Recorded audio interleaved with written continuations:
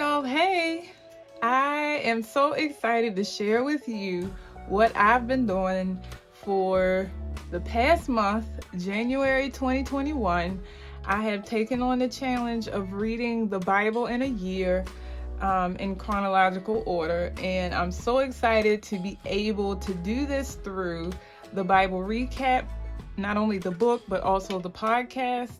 And I'm also grateful for my accountability partner, and I gotta shout her out, Joanna, who has supported and worked with me every day this month. We have sent each other text messages where we have sent the notes that we've both taken, or sent prayer requests, or just chatted in general about what we were reading together. And so I'm so grateful for her love and support, and I wanted to share that as well.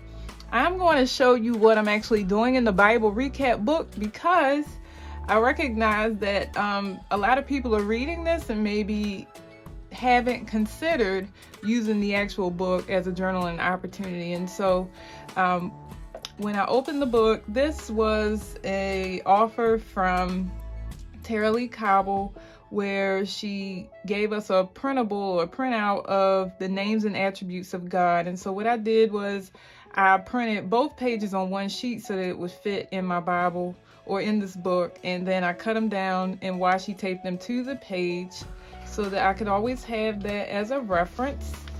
And I also just recently noticed that the table of contents shows what days we're reading what in the beginning, and I could have used this as a tracker. So I'm just sharing this as an idea for anyone who's reading this book. You can actually highlight as you read the days, and that way you'll have a visual of which days you've missed and which days you need to go back and read. So I will share that you'll see some tabs on the side that say Bible, and they actually say Bible study, like this first one. I took these from the Happy Planner. They're the same on both sides. I had a bunch of these and I was trying to use up my stickers, and so I ended up creating tabs out of these stickers. So I put one sticker on the front and one sticker on the back. They match to create tabs for the book, and I only needed 12 sets of these, and I had enough. And thankfully the color scheme kind of matched the book as well. So on the title page, or on the very first page before the summary starts, I put when I started this journey, because I want to be able to also say that I finished on December 31st, 2021. However, if I don't, I'm not going to be so hard on myself. I'm just loving this time of study with God. And so I just want to show you what essentially I have done. And I am a Bible journaler as well, and so I'm used to this journaling style, so to speak, using the margins to write notes or to be creative in my expression of what I'm learning about God. And so I have here Genesis, the start of the chronological reading plan, and because it was the start, I took the time to actually look up some of the history behind Genesis, how many years it covered, who wrote the book, and things like that. And I wrote a lot of that history up at the top.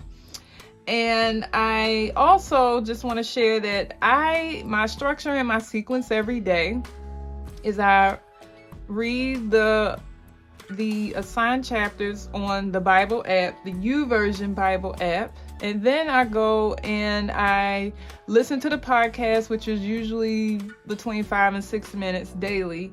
And then I come here and I read this summary, which sounds very similar to the podcast, but it's a visual of what was shared by Tara-Leigh Cobble. And I take notes as I read the summary in the book. And my note taking usually starts with me highlighting things that I want to look at a glance and remember. And then I go back and I underline things that might be secondary information that I don't necessarily need to jut out from the page when I look at it, but it's something that I would like to recall. And so what I also will do often is whatever I highlight or underline, I'll write in the margin why I highlighted or underlined it, whether I had a question, an inference, a prediction, a connection to my life. Whatever the case may be, I usually note take in the margin about the highlight.